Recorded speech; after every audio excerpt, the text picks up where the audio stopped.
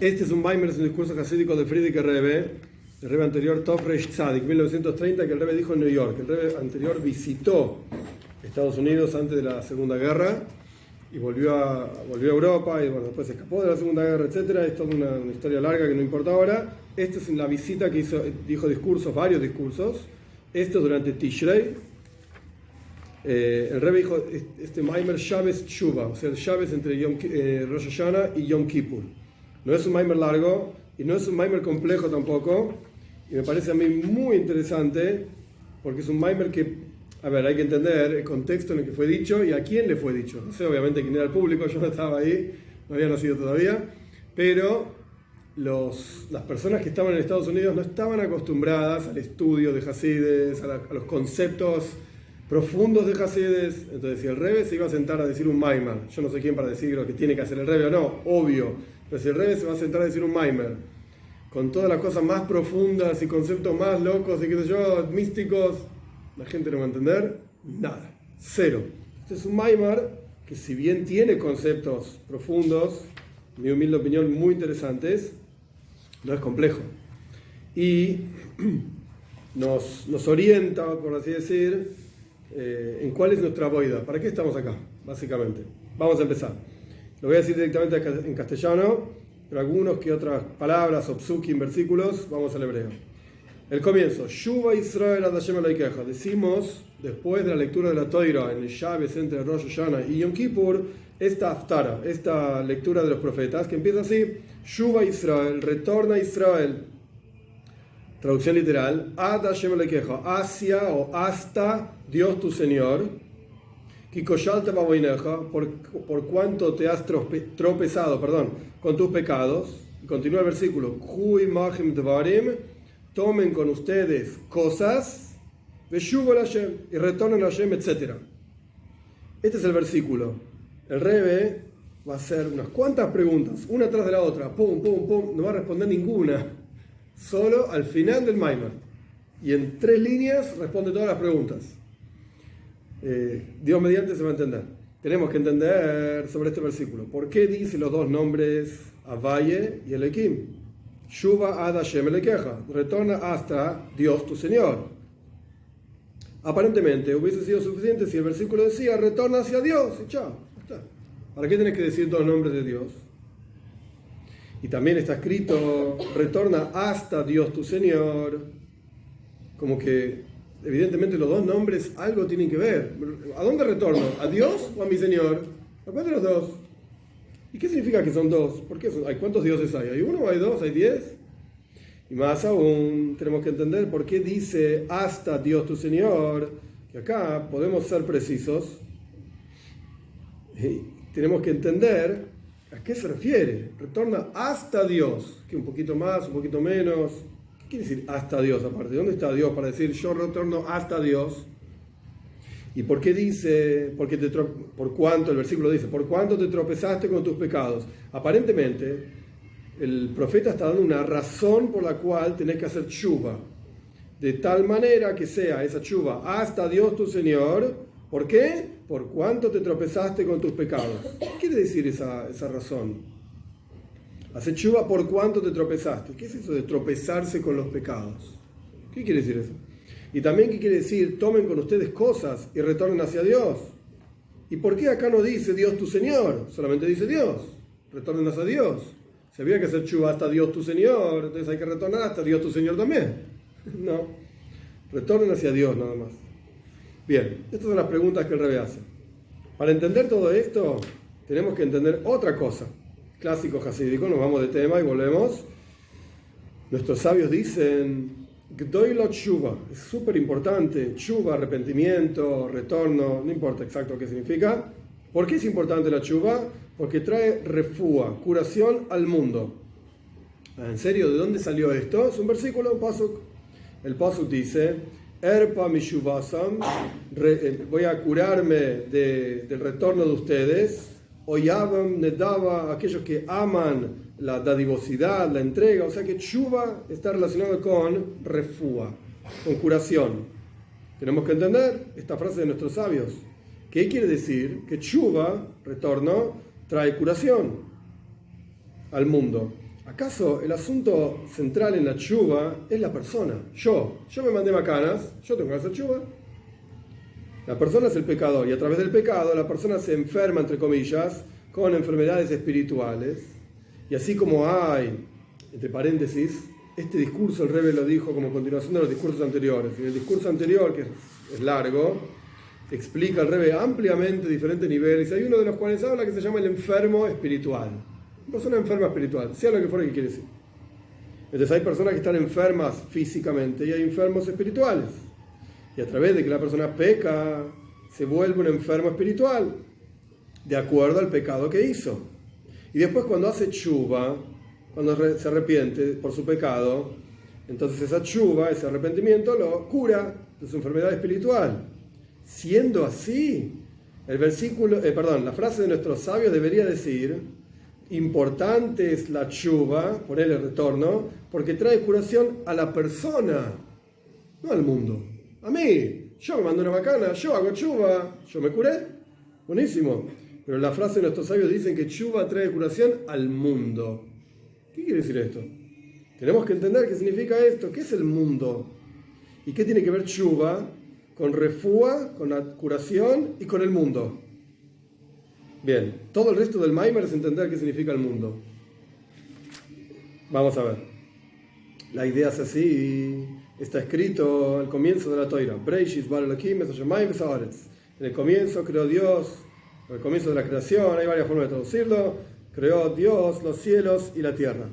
Los cielos y la tierra representan acá el mundo espiritual, supremo espiritual, eso es el cielo, y la tierra representa el mundo bajo, físico, material. La creación de los cielos y la tierra es a través de un nombre de Dios que se llama Elohim. Acá el Rebbe no va a entrar en todos los detalles, explico yo brevemente por afuera. Un nombre es una expresión de la cosa que se llama con ese nombre. Yo me llamo Tubia, ¿ok? La gente cuando dice, Tubia, ya saben de quién están hablando. Es una expresión de lo que yo soy.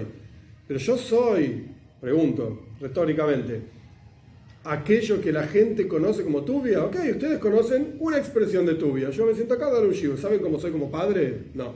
¿Saben cómo soy como marido? No. ¿Saben cómo soy como amigo? No. Aquel dice que sabe cómo soy como padre. Mejor no digas nada. Pero soy el mismo Tubia que soy el papá de él, soy el mismo Tubia que me siento acá a dar una clase, solo que mi nombre expresa diferentes cosas de acuerdo a quien lo ve. Un nombre es una expresión de una cosa, entonces. Dios no tiene un solo nombre. Dios tiene, en realidad, infinitos nombres. De hecho, Ramban Nachmanides dice, toda la toira son nombres de Dios. Combinados, letras, acá, allá, suma, restas, no importa. Pero Dios tiene infinitos nombres. ¿Por qué? Porque Dios es infinito y se expresa de diferentes maneras a cada persona que lo capta, que lo entiende, que lo percibe. Ok, dentro de todos esos infinitos nombres de Dios, que son expresiones de Dios, uno de ellos es Elohim. Hoy vamos a estudiar dos de esos nombres. Elohim. Vamos a ver que representan un minutito. La Toira dice claramente, Breishis bara Elohim. ¿Quién creó el mundo? El nombre Elohim. Dios, obviamente. Pero a través de expresarse con ese nombre que se llama Elohim. Así Dios creó el mundo. ¿Qué representa Elohim? Elohim representa din, juicio, rigor, simsum. Simsum quiere decir contracción, comprimir, contraer. Esto es lo que representa Elohim, que es el concepto de ocultamiento. Porque hay dos nombres de Dios. Havaye, que en un ratito lo vamos a estudiar. Havaye es una forma de decir, Havaye no significa nada, es una palabra pirula, no quiere decir nada. Es una forma de representar el nombre de Hashem de 4 letras. Yud Kei, Vav Kei. Lo llaman el tetragramaton en castellano, qué sé yo. Havaye lo vamos a decir. Hay dos nombres de Dios, básicamente, Havaye y Elohim. Estos dos nombres expresan bondad y rigor, o severidad, es lo mismo. Bondad y severidad, dar y retener. El nombre Havaye, de vuelta, el nombre de 4 letras de Hashem, después vamos a ver más adelante qué significa. Es Gesed, es bondad, es misericordia, es el dar absoluto. El nombre Elohim es Gvura, es severidad, contracción, ocultamiento de la luz y la revelación. Ocultar. Como está escrito en Tehilim en los Salmos, Shemesh u'Mogen, el sol y su cobertura, son estos dos nombres de Havaye y Elohim. El Salmo mismo lo dice. Estos dos nombres son como el sol y aquello que cubre al sol, que en la Torá se llama Nartik, una especie de cobertura del sol, que cubre y tapa, por así decir, la luz del sol. Como hablamos la otra vez también, es un modelo nada más, no sé si el sol tiene una cobertura o no, pero no importa tampoco. Es como si fuese la atmósfera. Si no tuviésemos atmósfera nos quemaríamos todos, porque el sol es tan fuerte que nos quema, nos destruye. Entonces hay una atmósfera, hay algo que tapa, cubre en cierta forma el poder, digamos, del sol. Por eso el Tehillim, el Salmo, lo llama Shemesh, el sol, y Mogen es como un escudo. Hay algo que lo tapa al sol. Entonces tenés el Shem Havaye, que es el dar absoluto, y tenés el Shem Elohim, que es el retener. Esto, Bekitsur, en resumen, para entender de lo que está hablando Rebbe, esto se expresa en todos los asuntos de la vida, incluso en las relaciones humanas también. Uno, por ejemplo, yo ahora estoy hablando, bueno, porque se supone que tengo que dar una clase. Entonces hablo. Pero si cuando ustedes quieren hablar, yo digo, no, hablo, no dejo hablar a nadie. Entonces yo soy dar, pero hay momentos que me tengo que callar la boca. Porque si no me callo la boca, el otro no existe. Y entre amistades, marido y mujer, hay veces que das y veces que te callas. No se puede solamente hablar o solamente dar. Hay que saber recibir también. Hacer silencio, digamos. Y es un paso también, Eis Ledaber, Eis Lachashois, ahí en Koyeles, en Eclesiastes. Hay momentos para hablar, momentos para hacer silencio. Esto es Shemesh Havaye, este es el sol, digamos, que representa Havaye, y el Mogen, su cobertura, que representa el nombre Elohim. Severidad, ocultamiento. Hay revelación y hay ocultamiento. Ahora bien, similar a todo esto, el nombre Elohim cubre y tapa la revelación del nombre Havaye. Lo tapa, ya vamos a ver por qué. Y esto es lo que significa Breishis Bar Elohim, que en el comienzo de toda la creación, etc., el mundo es creado por el nombre, a través del nombre Elohim. La creación de todos los mundos es a través de este nombre, que es Din, juicio, rigor, ocultamiento, contracción, para ocultar la luz, la energía divina del Shem Havaye, del nombre de Hashem, que es un nombre trascendental. Ya vamos a ver qué quiere decir eso. Ahora bien, en realidad la creación de todos los mundos es de Shem Havaye. ¿Por qué?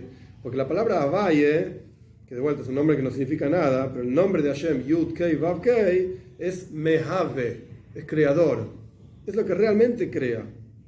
Entonces vos tenés Hoive, en hebreo quiere decir presente. Lashon Hoive es presente. Pero Hoive también es ser, hacer, una cosa así. Ser es la soy, pero es ser, existir. Mehave es el que hace que exista. Ahora, en la palabra Mehave en hebreo tenés 4 letras. Una Mem, una Hei, una Vav y una Hei. Mehave. El nombre de Hashem tiene 4 letras también. Yud, Hei, una Vav y una Hei. Es la misma palabra básicamente. Es crear, es hacer que exista, hacer que exista, dar lugar a la existencia. ¿Qué diferencia hay entre Mehave, el que hace, y Yud Kei Vav Kei, el nombre de Hashem? La Yud, explica el Rebbe, implica algo constante, una constancia. Como dice el versículo, el paso que al respecto de Ioiv, Kaja ya hace Ioiv. Así solía hacer Ioiv. No importa quién era Ioiv ahora. El punto acá es que la letra Yud en una palabra, ya sé que esto es medio técnico, pero no se preocupen, no va a ser todo Maimar así. La letra Yud de una palabra implica constancia, cuando algo pasa en forma constante. Como cuando uno dice en castellano, tal persona suele decir tal cosa. Bueno, quiere decir que no es que lo dijo una vez en su vida, todo el día está diciendo esto. Acá pasa lo mismo. El nombre de Hashem está formado de 4 letras. Salteo una propuesta, la Yud, Hei, Vav y Hei. Eso representa Hoive, ser. Traer toda la existencia justamente para que exista. Pero esto no es un proceso que Dios hizo una vez, hace 5.782 años, y después se fue a dormir, a pasear y está aburrido de nosotros. No, la Yud está delante de ese nombre para indicarte que es un proceso constante. Dios está creando en forma constante. Esto es lo que Dios hace siempre, la creación entera representada por este nombre de Dios, Yud Kei Vav Kei. La Yud al comienzo de este nombre indica la creación constante. Solo que en la práctica, esa creación se revela a través del nombre Elohim. ¿Qué quiere decir esto? Muy simple. Dios como Él se expresa en el nombre de 4 letras Yud, Kei, Vav, Kei, es infinito. Todo lo infinito automáticamente anula la posibilidad de algo finito. Si vos ponés infinito en cualquier ecuación, arruinaste la ecuación, ya está. Ahora no puedes ni sumar, ni restar, ni dividir, no hay nada que hacer. El infinito ya está.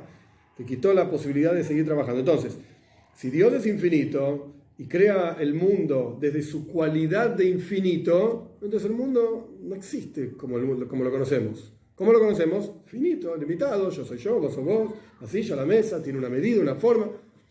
Entonces, ¿Dios qué hace? Oculta su cualidad infinita para dar lugar a algo finito, a algo limitado. ¿Cómo hace Dios para ocultar su cualidad infinita? El nombre Elohim.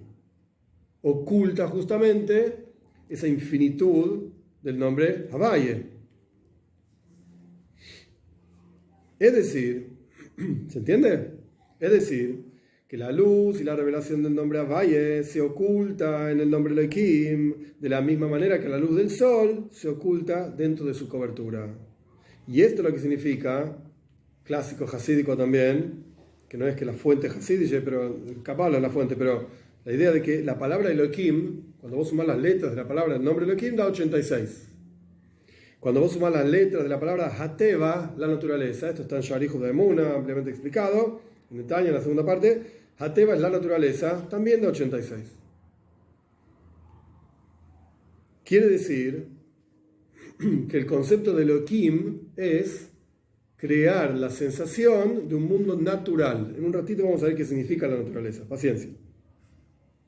Y el asunto entonces de este nombre es que la luz y la vitalidad divina se hunde tanto en las ropas o las vestimentas de la naturaleza al punto tal que no se ve y no se reconoce en absoluto. Vos abrís los ojos acá abajo en este mundo, ¿ves a Dios? No.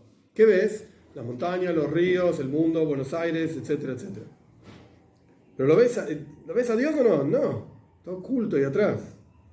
Y así como algo que está oculto en el agua, imagínense, no sé, un pez navegando por el río de la Plata, lo que sea. No sé si hay peces porque está todo podrido, pero lo que sea. Algo dentro del agua, el agua lo rodea por todos lados y entonces no lo ves.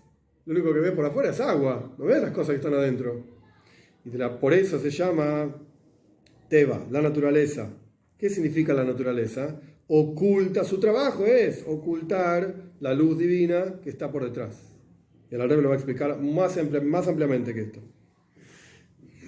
Esto es lo que significa la palabra olam en hebreo. La gente traduce en general como mundo, y está bien la traducción, mundo. Pero la palabra olam, mundo, está directamente relacionada con la palabra hebrea helem, ocultamiento. Son las mismas letras. El concepto que nosotros llamamos mundo, y acá no estoy hablando de la Tierra o Marte, el mundo, lo que conocemos, donde nosotros vivimos. ¿Qué pasa en Marte y Júpiter? No sé, pero ahora no importa tampoco, estamos acá y tenemos una misión. Entonces, ¿qué pasa conmigo? Yo vivo en el mundo. ¿Qué es el mundo? El mundo es un ocultamiento de Dios. En eso consiste el mundo. Oilam es helem, ocultamiento. Es decir, que la luz y la vitalidad divina en general y el nombre Havaye en particular se oculta en el nombre Elohim, que representa rigor, ocultamiento, tzimtzum, contracción. Y esta contracción es la raíz y la fuente de la creación de todos los mundos y es la raíz de la naturaleza. El ocultamiento mismo genera esta sensación de naturaleza. Y acá hay una frase que no hay que confundirla, no quiero entrar en todos los detalles para no confundirla yo a ustedes tampoco, pero me parece por lo menos útil mencionarlo por si alguna vez escuchan, etc. La frase es así, dice el Rebbe, son 3 palabras, nomás 4. Teva misma, la naturaleza misma es Elokus, es divinidad. Paréntesis, no está en el Maimar porque el Rebbe probablemente no le importaba esto tampoco. Lo agrego yo para que nadie se confunda. No es que haya leído los libros, no me interesa tampoco, pero existe toda una filosofía de Spinoza, no sé si escucharon hablar del tipo este. No escucharon hablar, sí, mejor, sí, vos sí, vos no, ok, mejor. Él decía que básicamente el mundo material, esto es Dios.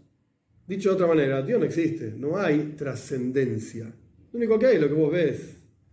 Es como básicamente, ya sé que estoy súper recontra resumiendo y aguando y etcétera, pero es como decir, ¿sabes qué? La filosofía de hoy en día es enjoy, disfrutar de la vida, porque igual no importa nada, no hay juicio, no hay juez, no hay nada, enjoy. ¿Querés comer? Anda a comer. ¿Querés anda a dormir? Haz lo que quieras de tu vida, porque igual no importa nada. Somos células volando ahí por el mundo. Igual, ¿qué diferencia? Si no vas a disfrutar ahora, sos un tonto, porque igual te vas a morir, y por lo menos disfrutar. En esto está basado en la sociedad entera, el consumismo, todo el universo que nosotros vivimos hoy está basado en esto. Y esto es lo que este tipo decía, si igual no hay un Dios trascendental, nunca vas a salirte de tu situación de ser humano. Entonces, por lo menos disfrutala, hacer cualquier cosa, ¿sí? Matar, robar, ¿qué diferencia hay? Él es una célula y yo soy una célula también. Bueno, una célula mata a otra célula. Al fin y al cabo, la supervivencia del más apto, bueno, yo te maté a vos, ¿qué problema hay? Ninguno. Bueno, los países dicen que esto no está bien y te van a poner en cana. Entonces la gente no mata porque te van a poner en cana, no porque Dios diga esto o aquello. Así piensa la sociedad y está basado en esta idea de que lo único que hay es lo que ves. Viene el Rebbe y dice, momento, no te confundas, no es así. Lo que vos ves en el mundo es una expresión de Dios. Pero no, como decía este personaje Spinoza, que Dios es la naturaleza. No, es al revés. La naturaleza es una expresión de Dios, pero no es la única. Ojo, no te confundas. Él se quedó, digamos, con la mitad de la frase. La naturaleza efectivamente es una expresión de Dios, pero hay otra expresión de Dios que es trascendental. Trasciende la naturaleza y está oculta detrás de la naturaleza. Esto lo vamos a entender a través de un ejemplo, continúa el Rebbe en el Maimon, de un ejemplo de algo que está hundido en aguas profundas, como por ejemplo el mar. Estas aguas rodean a la cosa por todos lados. No solamente que esa cosa no se ve, o sea, vos mirás el mar y ves agua y no sabes todo lo que hay debajo de eso, sino que no es reconocible, no es ni siquiera sabible, no es posible saber que esa cosa está ahí. Porque el concepto de reconocer algo, ¿qué significa? Cualquier cosa que vos reconoces tiene un efecto. Puede ser que te afecte más o te afecte menos.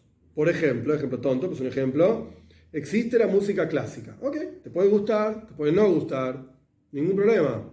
Pero reconoces que existe y tiene un efecto. Por ejemplo, si no te gusta, vos decís, vas a un un concierto de música clásica, vos decís no. ¿Por qué no?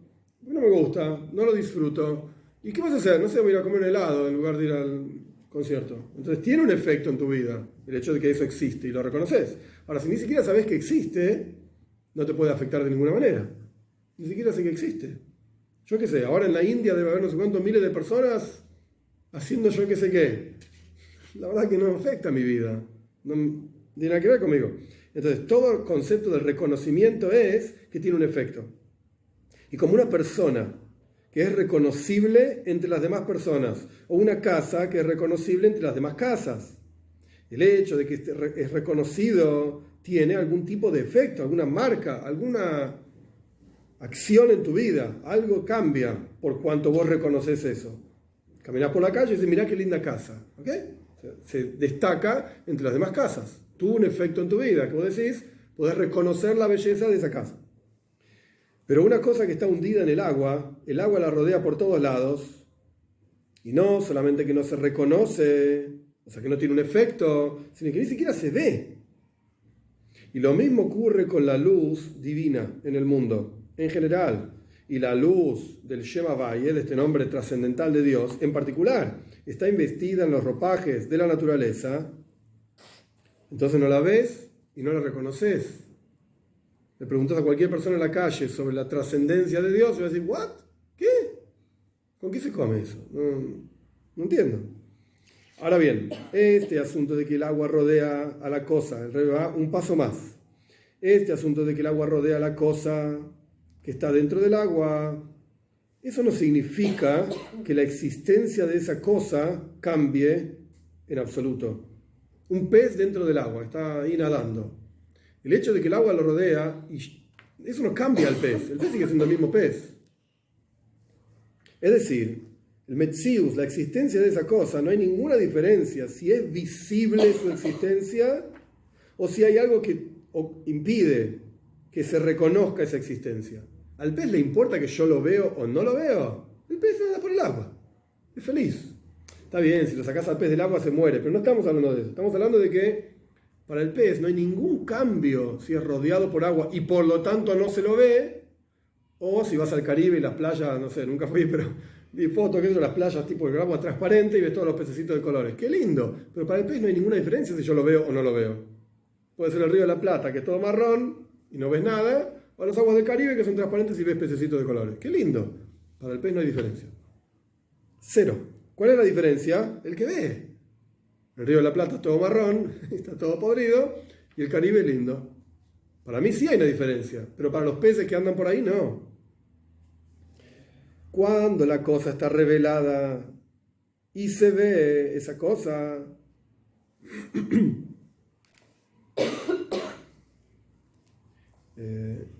cuando la cosa está revelada entonces se reconoce, se ve, y cuando la cosa está hundida dentro del agua no se ve y no se reconoce para quien mira, pero la cosa misma no cambia, es exactamente igual. Lo mismo ocurre con la energía divina en el mundo en general y la energía del nombre Avaye en particular. Se oculta tras el ocultamiento de la naturaleza, que en Yiddish, acá el Rebbe lo pone en Yiddish, se llama Natur, naturaleza. Pero Dios no cambia por estar oculto en la naturaleza. Lo que cambia es nuestra perspectiva de la realidad. Vos podés abrir los ojos y mirar el mundo y decir, Dios no existe, tranquilamente lo podés hacer porque no lo ves. O podés decir, pará, hay algo que está detrás de este mundo y está oculto. Pero Dios es el mismo Dios, vos lo veas o no lo veas, Él no cambia. Sin embargo, hay una virtud en la luz divina y la naturaleza que oculta esa luz divina es diferente frente al concepto del agua que oculta una cosa que está dentro del agua. Hay una diferencia. El ejemplo vale, pero ahora el Rebbe va a plantear una diferencia en ese ejemplo.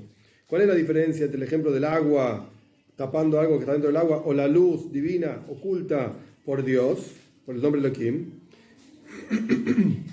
Que ahí, en el caso del agua, la cosa está hundida dentro del agua y el agua misma la cubre, pero son dos cosas separadas. Agua y pez. Agua y objetos por el río de la Plata, volando por ahí. Lo que no es el caso con la luz y la energía divina y la naturaleza que la cubre son una sola cosa. Son lo mismo. ¿Por qué? Porque la naturaleza misma es Elohus, es divinidad.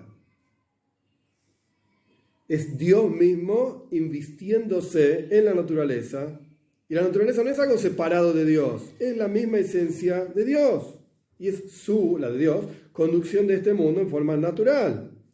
Es decir, cada cosa tiene su naturaleza. Y esa es la esencia de esa cosa, la naturaleza que Dios inyectó en esa cosa. Los perros son perros, los gatos son gatos, los seres humanos son seres humanos y así sucesivamente.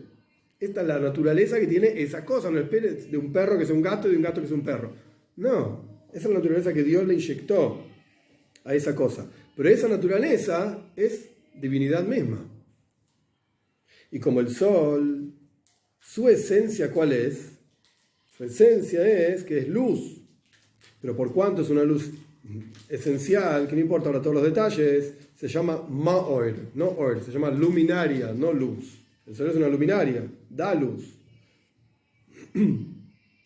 El asunto del sol es iluminar con una luz, valga la redundancia, que ilumina, y como decimos en el rezo, el sol ilumina sobre la tierra y sobre todos los que viven sobre la tierra.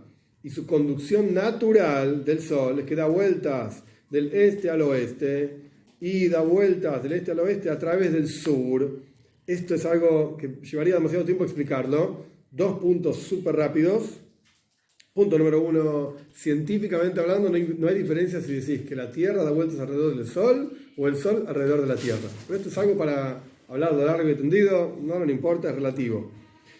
Eso punto número 1. Punto número 2, el modelo que usa la Toira y Hasides para hablar sobre el Sol y sobre el sistema solar, etc., es que la Tierra está en el centro y el Sol gira alrededor. ¿Por qué sirve este modelo? Muy simple. Yo, ser humano, parado acá, miro para arriba y ¿qué veo? El sol sale del este y se pone en el oeste. Eso es todo lo que necesitamos. ¿Es así la verdad? La verdad no existe. Si vos estás parado en el sol, la tierra se mueve. Estás parado en la tierra, el sol se mueve. Entonces, ¿cuál se mueve? Depende de la perspectiva. Entonces, no vamos a meternos en esto ahora. Eso es punto número 1. Punto número 2. En la Toira, y esto se ve también en la astrología, no la astronomía, la astrología.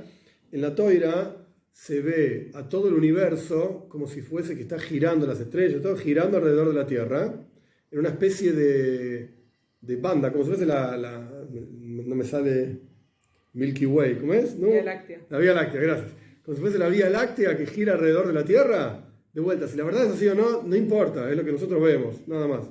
Entonces, la Vía Láctea no gira, si la Tierra es una pelota, no gira recta alrededor de la Tierra, ni tampoco vertical alrededor de la Tierra. Está inclinada. Está inclinada. Entonces esto es lo que está diciendo el Rebbe acá. ¿Por qué? ¿Cómo? ¿Cuándo? No importa. Pero esto es lo que está diciendo el Rebbe acá, que el Sol gira alrededor de la Tierra, de este a oeste, en forma, a través del sur, digamos. Esa es la inclinación. Esa es la inclinación. Esa es la inclinación. Y es solamente un modelo. De vuelta, la verdad de la milanesa no existe. En este caso no existe. Depende de cómo lo ves. Y lo más importante, depende para qué aplicas ese modelo, si te sirve o no te sirve. Nuestros sabios, por ejemplo, en la Gemara ya, en el Talmud, que decía hace muchos años, años 300, 200 de la era común, y antes también calculaban los ciclos de la luna a través de este modelo. Y los calculaban con una precisión enorme, gigante. ¿Qué día se va a ver la luna? ¿En qué posición se va a ver la luna para saber si es Rosh Chodesh, comienzo del mes o no es el comienzo del mes? Con este modelo que se lo presentás a cualquier astrónomo y te vas a decir, sos el burro más grande que hay.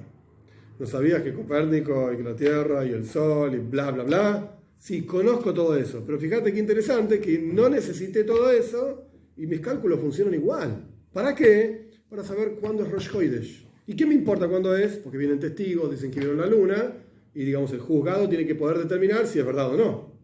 ¿Y cómo lo determinan? Porque nosotros tenemos nuestros cálculos a partir de los cuales debería salir que la luna se ve así, y viene el tipo y dice, no, yo vi la luna asá. Bueno, chao, tómatela, es mentira. Y calculaban bien, no tenían problemas con los cálculos. Y el Rambam tiene todo un montón de leyes de Kiddush HaChodesh, de cómo se santifica el mes, montones de cálculos. Y funcionan bien con este modelo. Es decir, que para lo que nosotros necesitamos el modelo funciona. Ah, ¿y es así o no? No importa, funciona. Ahora, si vos vas a viajar a la luna con este modelo, no soy astrónomo, así que tampoco sé los detalles, pero ponele que no podés. Entonces la Torá es toda mentira, un desastre. No, pará, depende para qué lo usás. Para calcular la posición de la luna sirve, para viajar a la luna no sirve. ¿Ok? Usá otro modelo. Usá el modelo, digamos, moderno conocido, y ese te va a permitir viajar a la luna. No hay ningún problema con eso. Ok, así es siempre. Desde el primer día de la creación, cuando Dios crea las luminarias,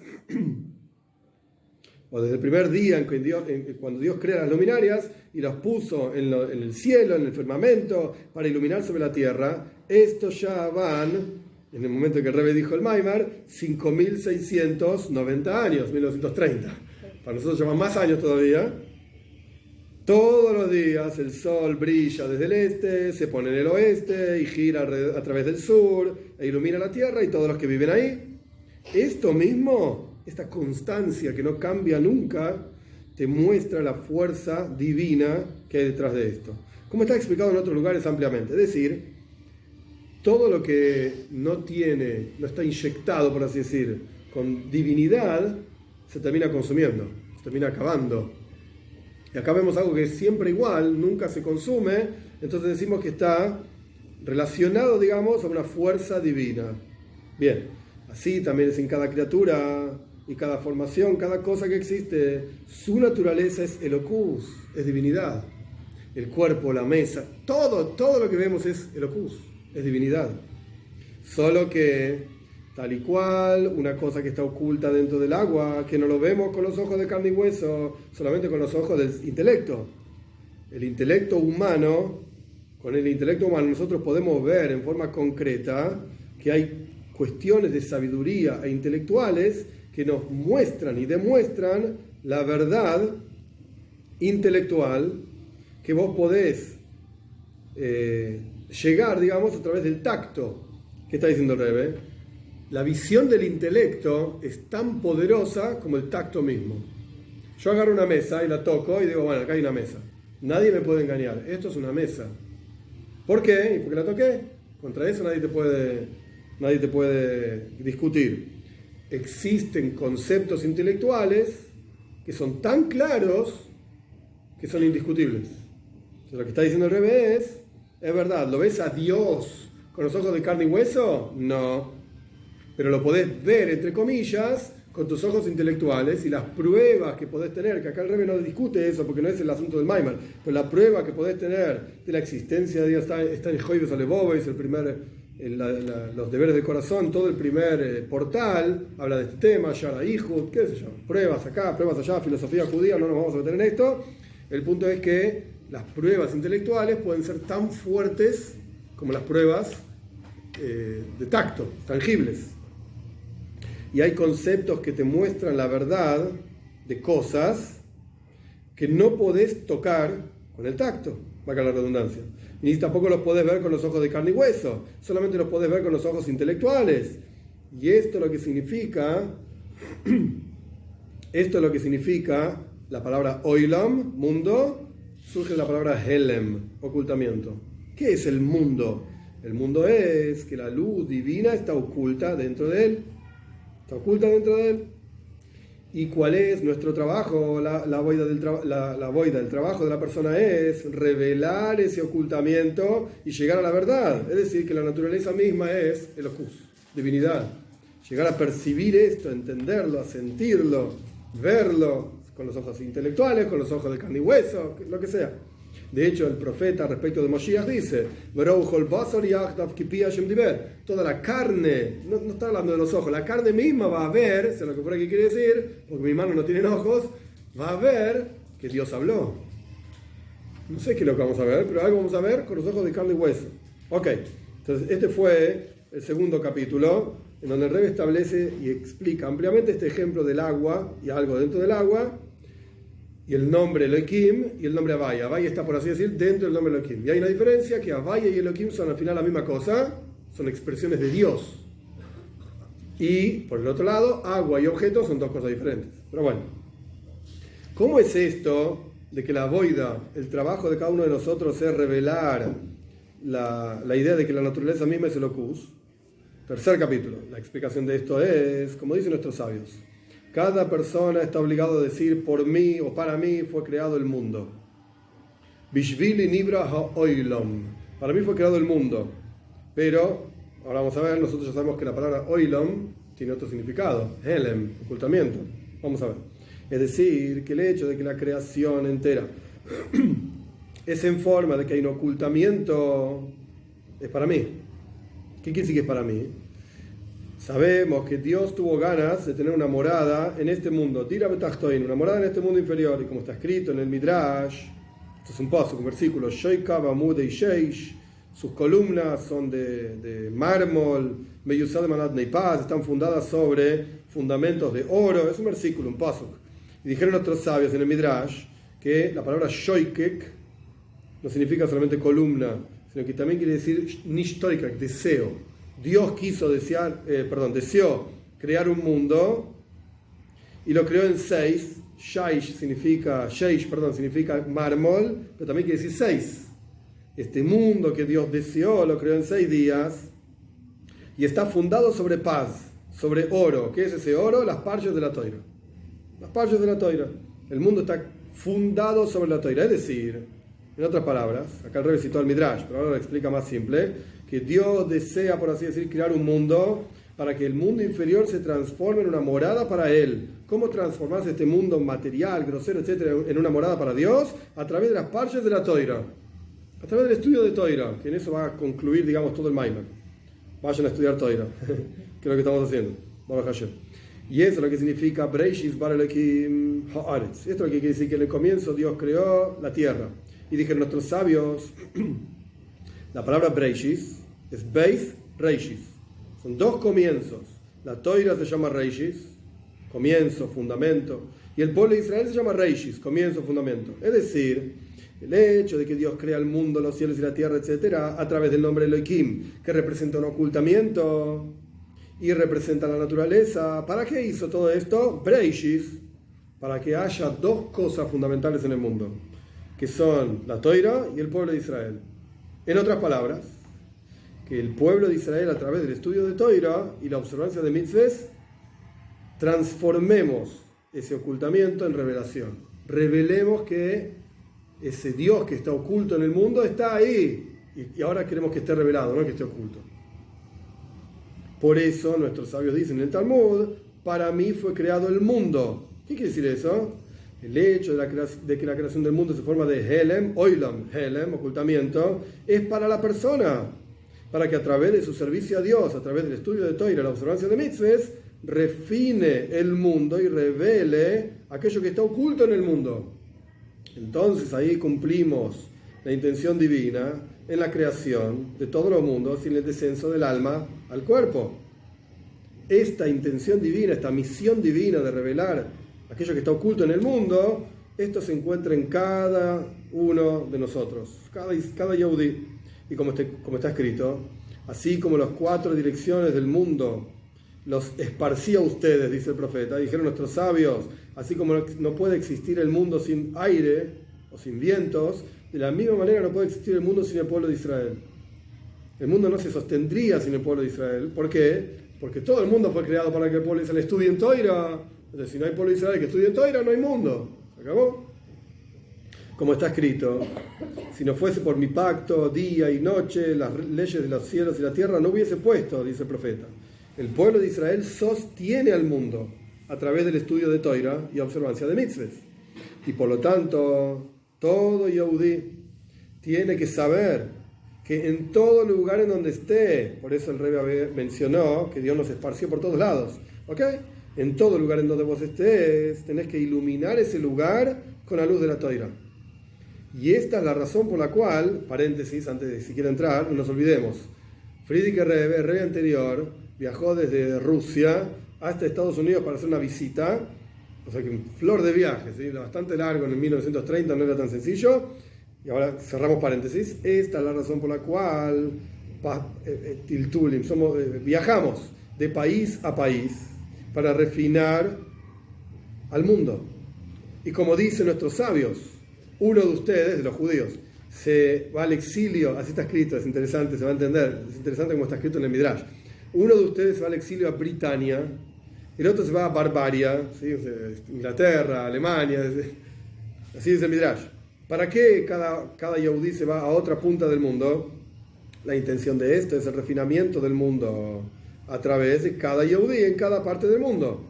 Y como está escrito, hagan un templo para mí, residiré dentro de ustedes. No dice dentro de él, un templo dentro de ese templo, ¿no? Sino dice dentro de ustedes, dentro de cada uno de ustedes. Es decir, cada uno de nosotros tenemos que construir un Mishkan, un tabernáculo, un templo, a través de su servicio a Dios, dentro de cada uno de nosotros mismos y en el ambiente en el que nosotros nos movemos.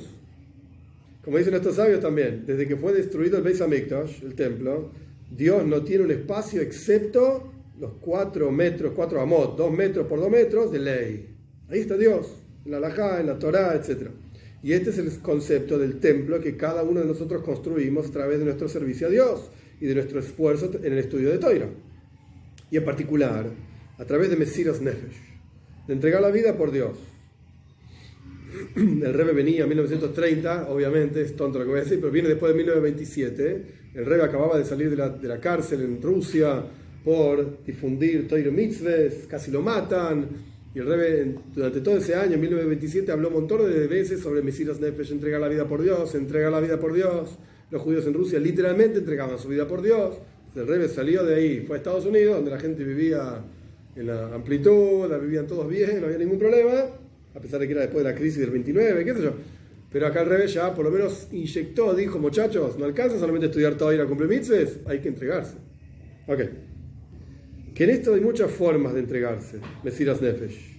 Tenés entregarse con tu dinero, que das tzedakah más de lo que podés. Y como está escrito, esto es una enseñanza de Baal Shem Tov súper interesante, Hasid es muy, muy interesante. El versículo dice así: Mishpat utzedaka v'yaka v'ata'asisa. Mishpat literalmente significa juicio. Tzedaka es, bueno, ayuda, tzedaka, caridad. En Yaakov tú hiciste, es un paso que en Teilim. Y explica el Rebbe, cada Yehudi tiene geschmack, placer, lo dice en Yiddish esto, en dar tzedaka. Pero ¿cómo damos tzedaka? Con un mishpat, con un juicio. No es solamente dar tzedaka, tenés que hacer un juicio antes de dar tzedaka. ¿Por qué? El hecho de que la persona se enjuicia a sí mismo y toma de su propio dinero, que ganó trabajando, ¿sí? Toma específicamente lo que necesita, ni un centavo más, y el resto lo da en tzedaka. Por eso el versículo dice, Mishpat u tzedaka. ¿Cómo se da realmente tzedaka? No es que agarrás un billete y das tzedaka. No, primero tenés que ver vos, ¿cuánto necesito para vivir? Tanto. Listo, el resto lo doy en tzedaka. Hay un juicio para dar tzedaka. Entonces ahí tenés Mesiras Nefesh. Porque la gente dice, pará, no, yo quiero vivir bien, quiero tener ahorros, quiero viajar, quiero esto, quiero otro. ¿Es necesario? Okay. Cada uno se tiene que juzgar a sí mismo, digamos. Esta es una forma de Mesiras Nefesh, tzedaka. Otra forma de Mesiras Nefesh, entregar la vida por Dios, es con el cuerpo. No solamente fijas momentos de estudio de Toira, sino que te esforzás a vos mismo por otro, para hacer un favor a otro. Eso es con tu propio cuerpo, vas y lo ayudás. O Mesiras Nefesh con tu alma, entregás tu vida a Dios con tu alma. ¿Qué quiere decir espiritualmente? Por ejemplo, estudiás en público, enseñás Toira, que a pesar de que para vos mismo podrías estar estudiando asuntos profundos, imagínense el Rebbe, ahí sentado hablando con, qué sé yo, quién era el público, que había que decirle cosas básicas, sencillas. El Rebbe podría irse a su cuarto, estudiar cosas súper profundas. No, el Rebbe salió, hablaba con la gente, explicaba, recibía las quejas de este, las quejas del otro. Esto es Mesiras Nefesh espiritual. En aras de otro, a pesar de que vos podrías estar estudiando cosas profundas, etc., en aras de otro, estudias asuntos que el otro también pueda entender. Y este es el tajlis, este es el objetivo y el fundamento del descenso del alma en el mundo. Para esto bajamos. Ahora bien, todo Yehudí, incluso la persona más simple que no tiene ningún conocimiento de Toira, tanto si no tiene conocimientos de Toira porque no estudió, o estudió y está totalmente metido en asuntos del mundo porque tiene que ganarse la parnasa, el sustento, etc. Todo Yehudí sin excepción, hasta el más simple, tiene una neshama, tiene un alma. Y su alma, la raíz de ese alma es en Haye Yahaim, la vida de las vidas, Ein Sof Baruch, en Dios mismo, en la esencia misma de Dios. La neshama está enraizada, enganchada, por así decir, a la esencia misma de Dios. E incluso cuando la neshama baja aquí abajo y se inviste en un cuerpo, como dijimos antes, baja con una kavana, con una intención y un objetivo, y toda persona, sea quien fuera, conoce y sabe que la creación de la persona y el descenso del alma dentro de la persona no es para los asuntos materiales en los cuales está involucrado. ¿Para qué bajaste acá? ¿Para comer y beber y dormir? Esa es la vida. Los animales también comen, duermen, etc. Y a pesar de que está escrito que en 6 días vas a trabajar, etc., o sea que aparentemente es parte del objetivo de tu vida trabajar, y como dicen nuestros sabios, que fue dado permiso para trabajar, la Toira misma dice que tenés que ir a trabajar, pero ese trabajo, ¿cómo es? Justamente, como dice la Toira, Dios te va a bendecir en todo lo que hagas. Es decir, tenés que hacer algo, tenés que hacer un recipiente para recibir parnasa, anda a trabajar. Y ese recipiente para recibir parnasa, sustento, tiene que ser puro, es decir, que no esté involucrado robo y hurto y engaños, etc. Y entonces es la bendición de Dios la que te bendice. Entonces, ¿para qué bajé acá abajo? Para trabajar. La Torah misma dice, anda a trabajar. Ok, en Shabbat no, pero 6 días anda a trabajar. En Yom Tov no, el resto de los días trabajar. Entonces, ¿qué me está diciendo? Que el descenso del alma es para estudiar Torah y la intención de revelar a Dios. ¿Qué me estás hablando? La Torah misma dice, anda a trabajar. Parnasa. Sin embargo, Pnimius Nafshoy, lo más profundo de tu alma y tu verdadera voluntad, debería estar entregada absolutamente al verdadero objetivo. Tajlis Amiti, el verdadero objetivo, ¿cuál es? Estudiar Toira y cumplir mitzvos, con Hayus. Esta palabra, que el Rebbe solamente la pone acá, y si no me equivoco no lo dice más, esto es Hasidus. De esto se trata, yo no soy quien para decir y resumir en una sola palabra todo es Hasides, pero esto es Hasides, Hayus. Porque mitzvahs, la realidad es que cumplíamos antes de Hasides también. Entonces, ¿cuál es el hidush? ¿Cuál es la novedad de Hasides? Cumplir las mitzvahs con Hayus, con ganas. Entonces, ¿cuál es el Tachlis o Amiti? El objetivo verdadero, estudiar Toira, cumplir mitzvahs, Behayus, con ganas, con entusiasmo. Entonces, es verdad, tenés que trabajar, pero esto no es Tachlis o Amiti, no es el verdadero objetivo de la vida. La Toira misma dice que hay que trabajar, porque si no trabajás, si no tenés plata, ¿qué vas a hacer? Vas a robar. De algo tengo que vivir, entonces anda a trabajar, sé honesto, etc. Pero el verdadero objetivo de la vida no es ese. ¿Cuál es? Como dijimos antes, que el mundo fue creado para que los judíos estudiemos Toira y cumplamos mitzvahs. Porque la persona en este mundo, la vida de la persona en este mundo es limitada. Como está escrito, los años de la persona son 70 años y con mucha fuerza 80 años. Y está escrito también, ¿acaso Aloit Zabal Enosh Aleares? Traducción literal es, ¿acaso no mandó Dios al ser humano sobre la tierra? Y Rashi explica que acá la palabra tzava no es mandato, tzivui, sino que es un tiempo determinado. Dios determina cantidad de tiempo a la persona, cuánto va a vivir. Todos nacimos con una fecha de vencimiento, por así decirlo, sin excepción. Y como los días de un empleado son nuestros días, o sea, así como un empleado tiene una cantidad de tiempo que trabaja durante el año y sabe que un día va a terminar su empleo, no un empleado tipo fijo, sino como si fuese un tipo un jornalero que trabaja por jornada, sabe que su jornada termina.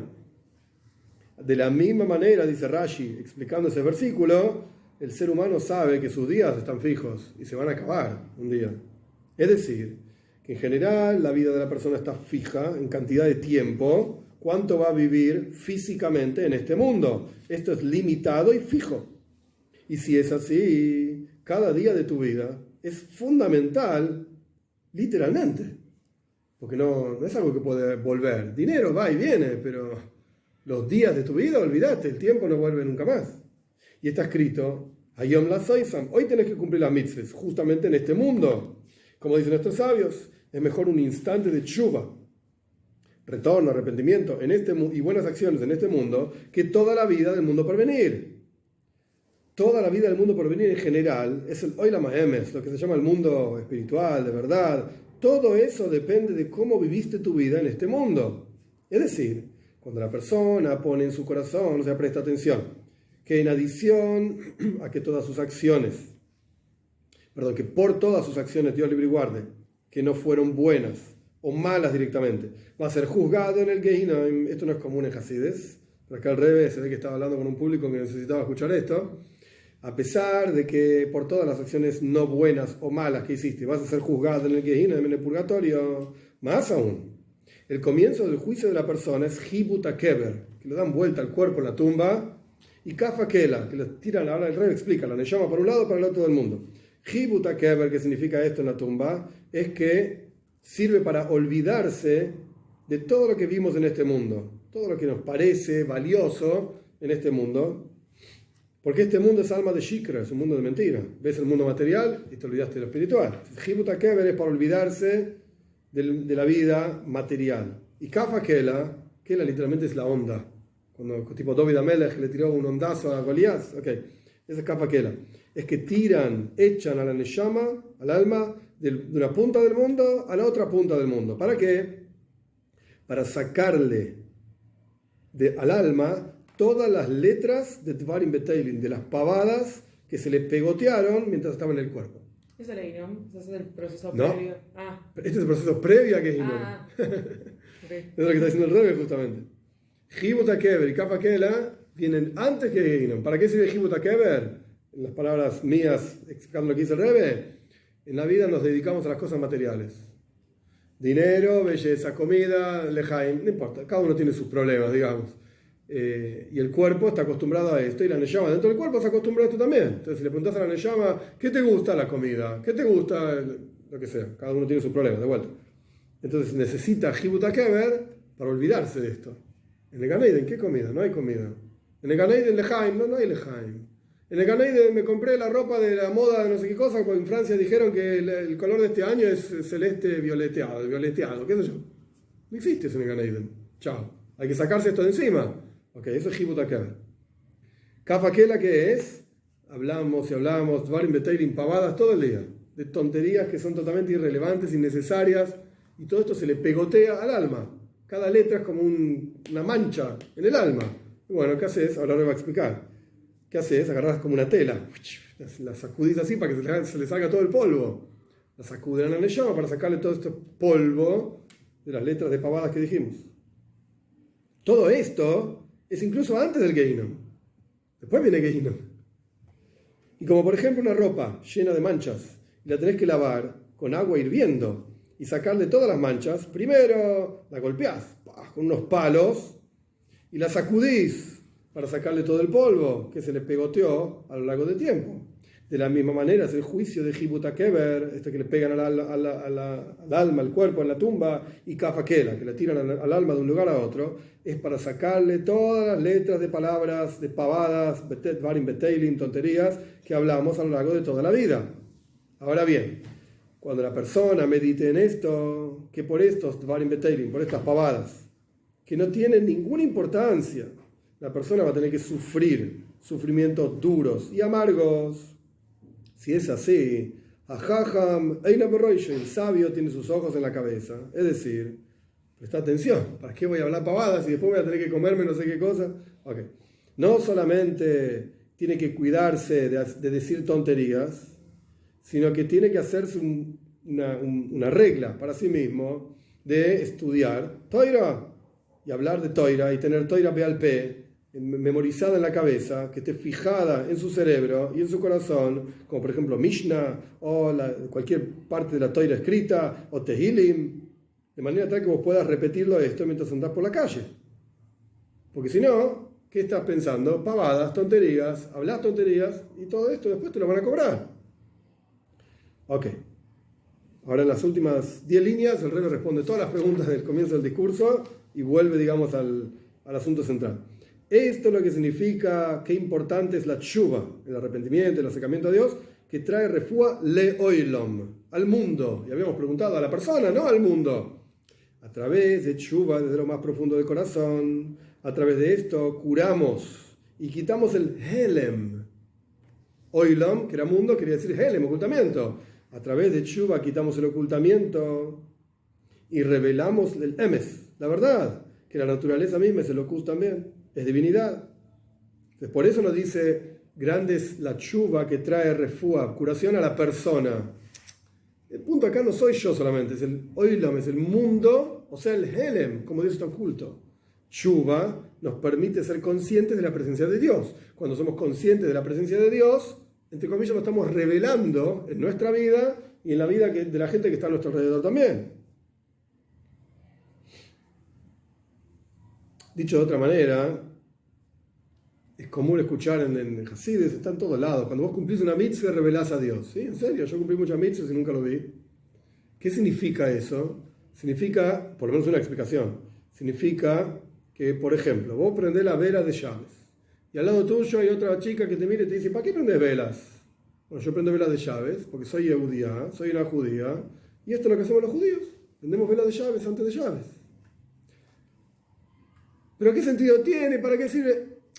Esto es Toira, esto es lo que Dios quiere de mí ahora, entonces yo lo hago así. Eso es una revelación de Dios. ¿Por qué? Porque ahora esta persona que te miró y te dijo, y esta loca que prende velas, ¿qué está haciendo? Ahora sabe que existe un Dios, por lo menos esta persona, que me parece que está medio loca, pero dice que hay un Dios, ya empieza a pensar en eso. Eso es lo que quiere decir que cuando cumplís una mitzvah, revelás a Dios. No es que ahora lo vas a ver a Dios, en el Galeiden vas a ver a Dios, ¿ok? Pero en ese momento mismo, vos pasás a ser consciente de que hay un Dios, porque estás haciendo algo solamente porque Dios te lo dijo, si no, ¿quién prendería velitas? Y la gente que está a tu alrededor pasa a ser consciente de que hay alguien haciendo algo solamente porque Dios dice esto. Que sí que debe tener alguna importancia, debe tener algún significado, etc. Eso es revelar la presencia de Dios con cada mitzvah. Uno tomar conciencia y el resto del mundo alrededor tomar conciencia. Y por lo tanto la tshuva cura al oilom, al mundo, es decir, al helem, a este ocultamiento, que se revele la verdad, que la naturaleza misma es locus, es divinidad. Y por eso el versículo que da comienzo al Maimer dice Shuva Israel, retorna Israel. Es decir, que la tshuva, este retorno tiene que ser como dijimos antes, ad Havaye Leikejo, hasta Dios tu Señor. ¿Qué quería decir Havaye? Havaye era Haya, Hoive, Veie. Fue, es y será. Nosotros no lo dijimos, pero es el mundo, la expresión de Dios en forma trascendental. Fue, es y será, pasado, presente y futuro, todo junto. Esto es lo que representa el nombre Havaye. Trasciende la naturaleza. No está limitado a la naturaleza. Entonces, ¿hasta dónde tenés que retornar? Ad Havaye Eleikejo. Acá el Rebbe no lo explica todo, pero es un concepto hasidic muy bonito. Eleikim dijimos que es Ateva, la naturaleza. Todos nosotros tenemos nuestra propia naturaleza. ¿Qué? Yo soy un ser humano. ¿Puedo volar? No. ¿Puedo hacer no sé qué cosa? No. Soy un ser humano, común y corriente. Como Yehudí, yo tengo que hacer tshuva hasta que yo cobre conciencia de que mi naturaleza como Yehudí es infinita, es Havaye. Yud Kei Vav Kei, Haya Hoi Veye. Entonces, tshuva retorna ad, ¿hasta cuándo? Hasta que te des cuenta que Eloikeja, tu Dios, o sea, tu naturaleza es Havaye, es infinita. Eso no quiere decir que yo puedo volar. No, no voy a volar. Ay, la naturaleza del judío es ser infinito. Entonces, todo muy lindo, pero no puedo volar. Porque soy un ser humano. Pero en todo lo que tiene que ver conToire Mitzvahs, es infinito. Mi naturaleza es, nada me puede detener. Nada tiene capacidad, poder en el mundo para detener un Yehudí para cumplir una mitzvah. No existe. Es una contradicción en términos. El mundo entero fue creado para que cumplamos las mitzvahs. Entonces el mundo no se puede oponer a tu observancia de la mitzvah. Ay, no me doy cuenta. Y pienso que no puedo. Y pienso que tengo este problema y el otro problema, etcétera, etcétera. Que eso es mi problema. Y tengo que hacer tshuva. Tengo que revelar en mi interior que mi verdadera naturaleza es infinita.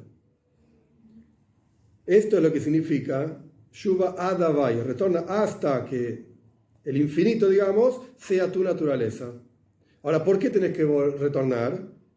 El versículo decía, Kiko Shalta Baboneja, porque te tropezaste con tus pecados. ¿Qué significa tropezarse con los pecados?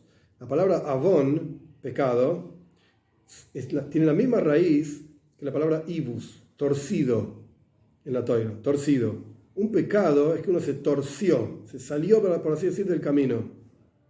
Y para poder llegar a esto, para poder destorcerte, por así decir, perdón, me salté una línea. Bueno, entonces pecado significa torcido. El pueblo de Israel trascendemos la naturaleza. Como ya dijimos, Havaye, el infinito, Haya, Hoi, Veye, esa es tu naturaleza. Cuando vos te entregás a la naturaleza que ves a tu alrededor y pensás que estás limitado por el mundo que tenés a tu alrededor, te torciste. Entonces, ¿por qué tenés que retornar a Dios hasta que el infinito sea tu naturaleza? Porque justamente te torciste, te tropezaste torciendo tu enfoque del universo. ¿Cuál es tu enfoque ahora? No puedo comer kosher porque mi mamá me mata. No puedo hacer esto porque tengo tal problema. No puedo hacer lo otro porque tengo tal otro problema. No estoy acostumbrado, no lo entendí todavía, no me gusta. Estás torcido. Estás mirando el mundo torcido. ¿Y qué tengo que hacer entonces? Tenés que darte cuenta, cobrar conciencia de que tenés capacidad infinita para cumplir mitzvahs. Y para llegar, faltan 3 líneas. Para llegar a esto de que el infinito sea tu naturaleza, es a través del último pedacito del versículo, que Hui Mahem Dvarim, tomen con ustedes cosas, que esto se refiere a Toira. Como ya dijimos, que tenés que tener fijadas en tu memoria palabras de Toira, etc. A través de esto vamos a retornar a Dios, que trasciende todos los límites. Por eso el final del versículo es Hui Mahem Dvarim, tomen para ustedes cosas, Veshuvo el Hashem. Retornen hacia Dios. Y ahí no dijo Elokeja. Es decir, ahí te vas a dar cuenta realmente que la naturaleza misma no te impide cumplir Torah mitzvahs.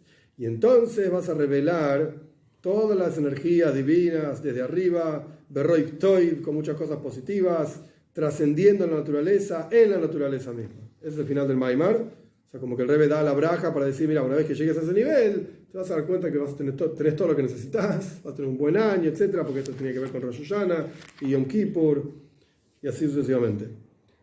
¿Preguntas, dudas? Me quedé con la astrología. Astronomía. ¿Astrología o astronomía? ¿Cuál de las dos? Astrología son Astrología, los, ¿no? okay, son los signos del zodíaco y todo eso. Astronomía. Astronomía, entonces.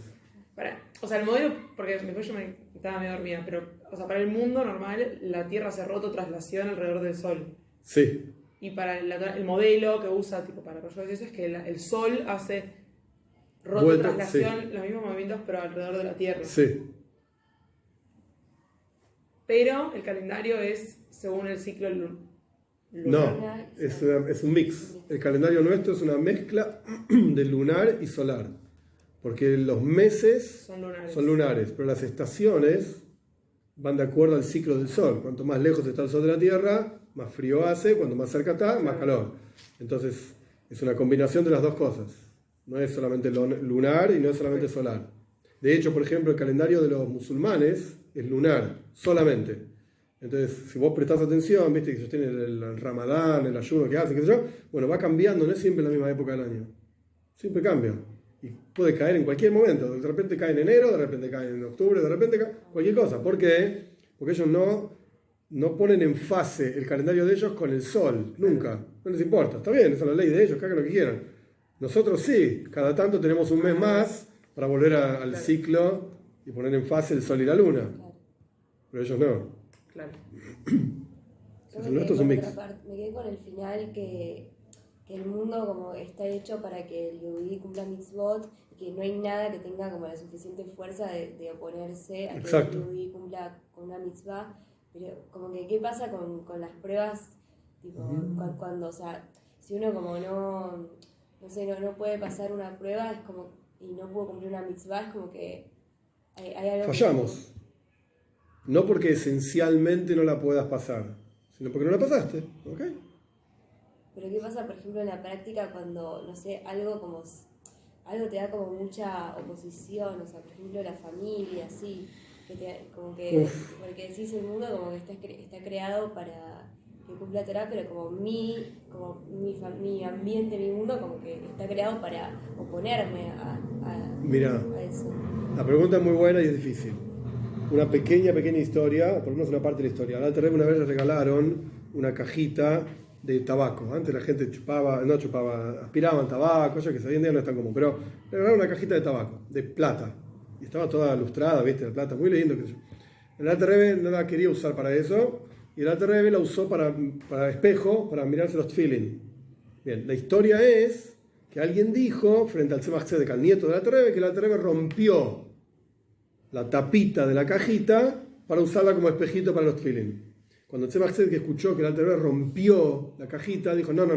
El Zeide, porque era el abuelo de él, el Zeide no, la boida del Zeide no era romper. De ninguna manera. No puede ser que el Alter Rebbe lo haya roto. ¿Qué habrá hecho el Alter Rebbe? Tenía un palito o algo así, que era la bisagra, que tiene un palito, un tornillo, lo que sea, adentro, un perno, sacó el perno y separó la cajita, la tapita, y usó la tapita. Pero no rompió. Lo separó. Eso es lo que dijo el Tzemach Tzedek. ¿Qué representa esto? El Torah Mitzvahs no vienen a romper el mundo. Por ejemplo, tu familia dice, ¿cómo haces esto? Sos una tonta que... bla, bla, bla. Entonces vos tenés dos opciones. Andate de tu casa. Mamá, estás loca. Papá, vos estás más loco todavía. Chao, púdranse todos. Y yo soy súper religiosa. Estás cortando y estás rompiendo algo que esencialmente no tiene por qué ser roto. Si sos la hija de tus padres, es porque evidentemente algo tiene que ver. Hashem te puso ahí donde te puso y te naciste donde tenías que nacer, así sucesivamente. Entonces acá la cosa no es romper familia, romper, quebrar, destruir. No. Hay que trabajarlo de manera tal que ellos puedan llegar a entenderlo. Y si no lo llegan a entender, paciencia. Va a llegar un momento de tu vida que efectivamente te vas a ir de tu casa porque te vas a casar o vas a hacer tu vida. ¿Okay? Hasta ese momento necesitas una buena guía que te vaya diciendo cómo transitar estos momentos, pero no para romper, no para destruir, no para pelearse, de ninguna manera. No, de ninguna manera. Hasidus no es romper, es refinar, no romper. ¿Es difícil? Y sí, es difícil. Justo ayer en el Farbrengen, todos los llaves en el Beis Chabad de Farbrengen, ayer fue muy interesante, no hablando directamente de este tema, pero algo parecido. Cuando un rabino recibe una pregunta, la única forma de responderla es tomando en cuenta de dónde viene la pregunta. Si vos no tomás en cuenta de dónde viene la pregunta, le podés pifiar terriblemente. Puede ser que la halajá que vos decís sea correcta, pero te estás equivocando y estás destruyendo a una persona.